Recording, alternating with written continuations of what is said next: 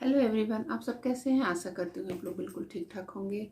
और मेरे channel Pushpa Singh all in one में आप लोगों का बहुत बहुत वेलकम है।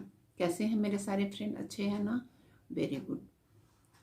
आजकल जो मैं टॉपिक आप लोगों के बीच में लेके आई हूँ वो है कि पॉजिटिव।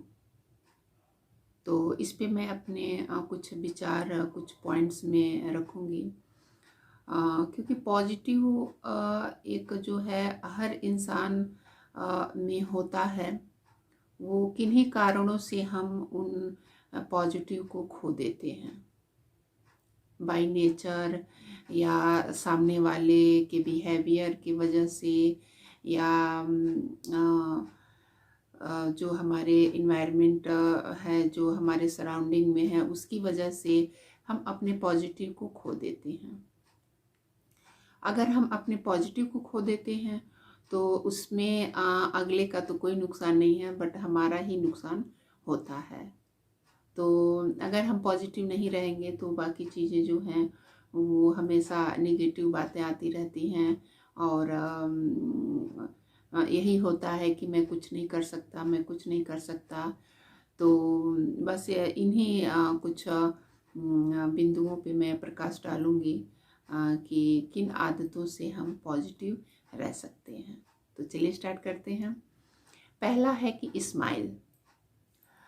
स्माइल एक ऐसी चीज़ है, जब हम अपने जीवन में करते हैं तो आपको खुद महसूस होगा कि हम जब हंसते हैं तो कितना अच्छा लगता है।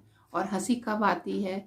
जब हमारे तरफ हर चीज़ अच्छा हो, मन अच्छा हो, और सब कोई हाँ अपने से या हमें पॉजिटिवली बात करे, पॉजिटिवली सोचे, और नेगेटिव बिल्कुल भी नहीं, तभी स्माइल आती है। और एक मेन रीज़न और होता है स्माइल आने का, कि हम भरपूर नींद लें। अगर हम भरपूर नींद लेते हैं तो तभी हमारे चेहरे पे जो है स्माइल रहती है और हम टेंशन फ्री रहते हैं। अगर हम वही भरपूर नींद नहीं लेते हैं, चिड़चिड़ापन होता है, और किसी की छोटी छोटी बातों पे भी हम गुस्सा करने लगते हैं। तो आपने खुद अनुभव किया होगा कि जब आप अच्छी नींद लेते हैं और टाइम टू टाइम, तो आपके माइंड हमेशा रिफ्रेश रहता है, किसी प्रकार का टेंशन नहीं रहता है। तो आप हमेशा जो है पॉजिटिव सोचते हैं। और अगला टॉपिक है कि निगेटिव। अगर हम अपनी बातों को निगेटिव सोचने लगते हैं, जैसे मान लीजिए कि हम कोई है कि हाँ हम ये काम नहीं कर सकते, और कोई कह दे कि हाँ तुमको ये काम सारा करना है, तो ये हो जाता है कि नहीं नहीं मैं वो काम नहीं कर पाऊँगा, और कि मुझसे नहीं होगा, कि मैंने कभी नहीं किया। तो काम कोई कभी किया नहीं रहता है, वो यहीं पे करता है, यहीं पे सीखता है, और अपने अनुभव दूसरों के लिए रखता है। Helping nature. हमें अपना जो नेचर है वो हेल्पिंग बनाना चाहिए। जैसे मान लीजिए कि हम अपने परिवार में तो हेल्प करते ही हैं, और अपने रिलेशन वालों को भी हेल्प करते हैं, आसपास पे जो भी हैं और जिनको हम जानते हैं उनको हम हेल्प करते हैं। तो हेल्पिंग नेचर का ऐसा होना चाहिए कि जिनको हम नहीं जानते हैं, अदरवाइज जिनको हम नहीं जानते हैं उनको भी हमें हेल्प करनी चाहिए। जैसे मान लीजिए कहीं आप रास्ते में जा रहे हैं, कोई जा रहा है और कोई किसी लेडीज़ का या किसी कुछ फंस गया, या फंसने वाला है, जैसे मान लीजिए दुपट्टा ही हो गया या बाकी कोई और हो गया, तो आप ये नहीं सोचेंगे कि हाँ मैंने उसको नहीं जानता तो मैं इसको क्यों बताऊं। तो आप अदर को भी आप ये, उनको नहीं जानते तो उनको हम नहीं हेल्प करेंगे, दूसरे को भी हेल्प करना चाहिए। तो अगले को भी होगा कि हाँ देखो वो शख्स मुझे नहीं जानता, लेकिन फिर भी वो मुझे हेल्प करता है। तो ये हो गया हेल्पिंग नेचर। तो सबको जो है हेल्पिंग नेचर रखना चाहिए अपने आसपास, अपने सराउंडिंग में जो भी है, तो हेल्पिंग नेचर रखना चाहिए। परिवार में तो हम करते ही हैं, अदर भी करना चाहिए। जैसे मान लीजिए कि हम अगर कुछ काम ऐसे होते हैं जो हम अपने सेटिस्फाइड के लिए करते हैं। अगर मान लीजिए कि कोई चीज़ है हमने नहीं किया और मन में ये होता है कि नहीं हमको वो काम करना चाहिए, तो अगर वो काम नहीं हुआ रहता है तो मन में एक होता है ना कि हाँ अरे मुझे तो ये कर देना चाहिए था और कि मैंने क्यों नहीं किया। तो एक होता है ना कि हाँ सेटिस्फाइड होना, तो उस काम से हमें सेटिस्फाइड होता है। हेल्पिंग नेचर से अगर हम अगले को मदद कर देते हैं तो हमें भी सेटिस्फाइड होता है और अगले को भी अच्छा लगता है। मनोरंजक बनाना चाहिए।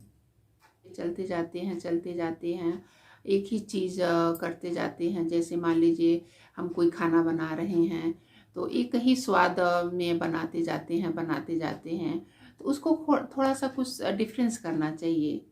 अब तो बहुत सारे ऐसे ऐप आप आ गए हैं कि आप उससे देख के कुछ सीख सकते हैं।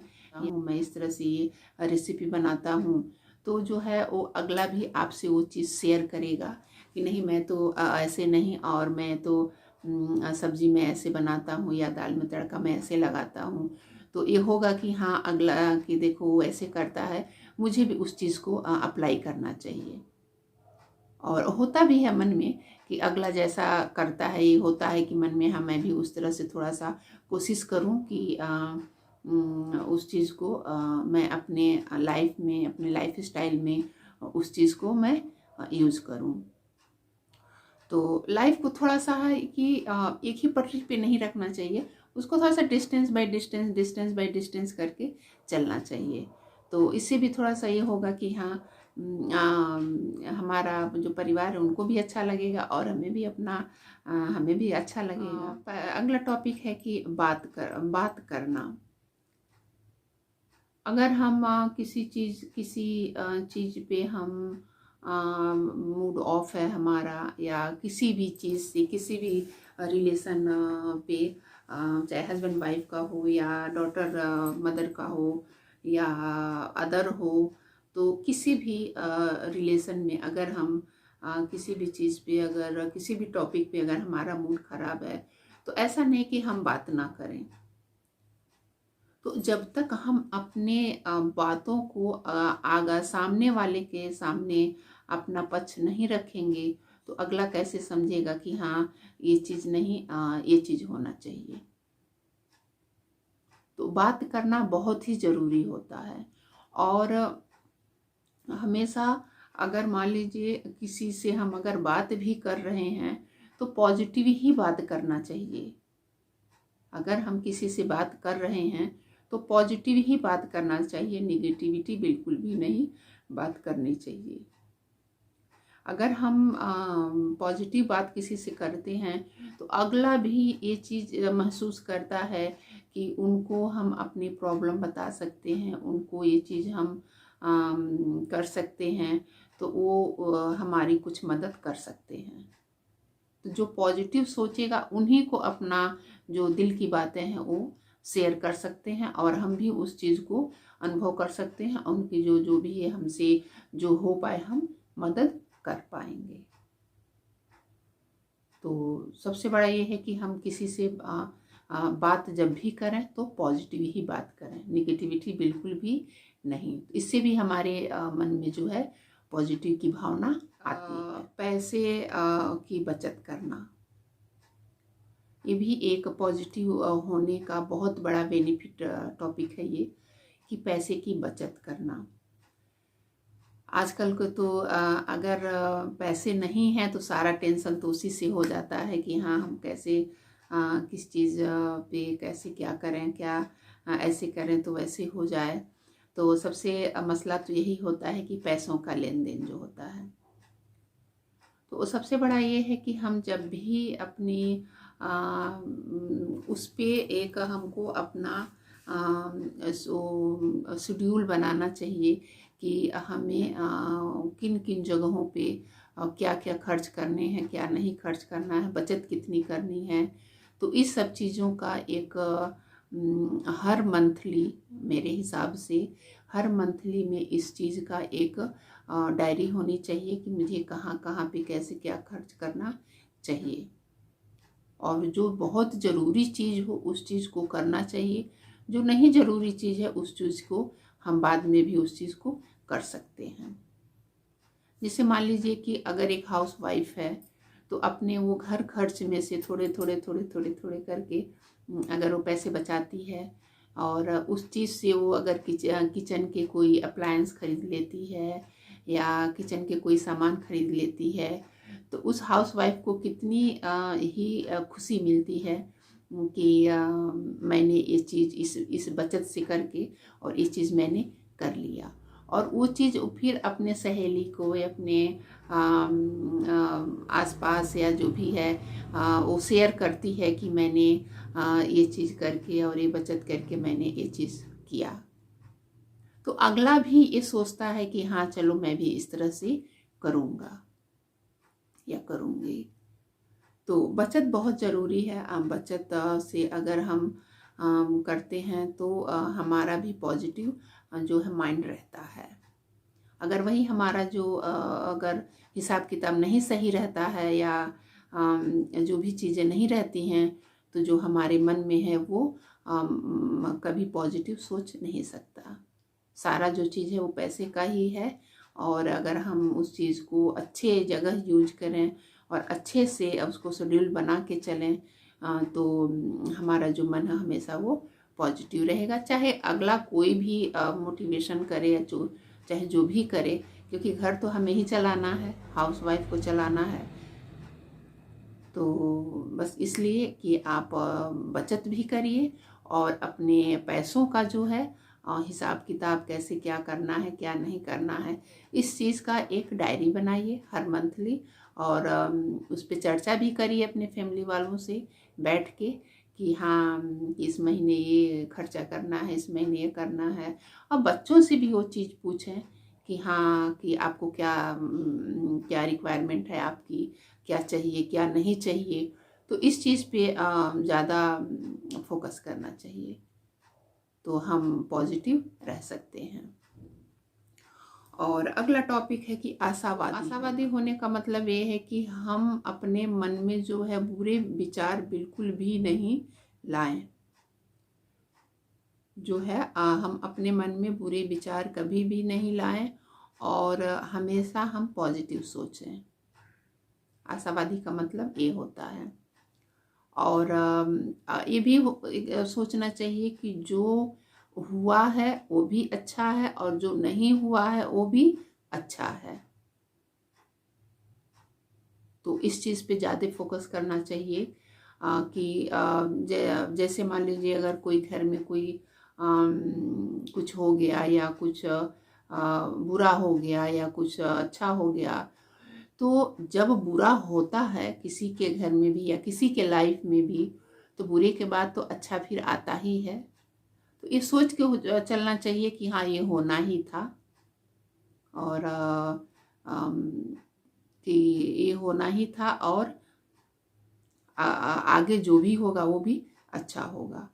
अगर मान लीजिए कि हम कुछ बुरा हो गया और ये हम बार बार सोचते रहें, अरे ये नहीं होना चाहिए, अरे ये नहीं होना चाहिए, क्यों हो गया क्यों हो गया, तो इससे जो है हमारा जो मन है वो अच्छे जो विचार है मन में नहीं आएंगे, वो हमेशा निगेटिव बातें मन में आएंगी।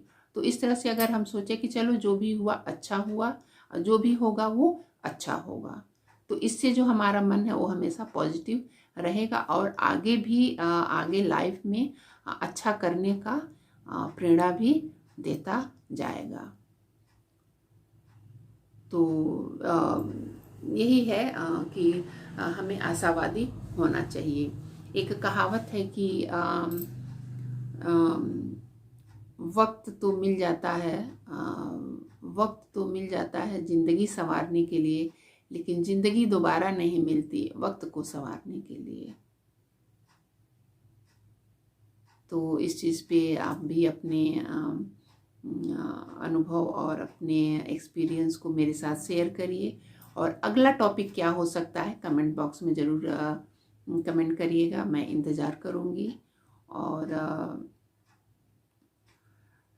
तो चलिए फिर मैं अब इस वीडियो का एंड करती हूँ। और हाँ, जो भी मैं ये चीज़ें आप लोगों के साथ शेयर की हूँ, मैं हमेशा बोलती हूँ कि मैं अपने अनुभव, अपने एक्सपीरियंस हमेशा आपके साथ शेयर करती हूँ, क्योंकि जिससे मुझे फ़ायदा होता है वही चीज़ें मैं आप लोगों के साथ शेयर करती हूँ। जो भी मेरे चैनल पे नए हैं वो मेरे चैनल को सब्सक्राइब ज़रूर करिए, ताकि मेरी वीडियो की फीचर नोटिफिकेशन सबसे पहले आप तक जाए।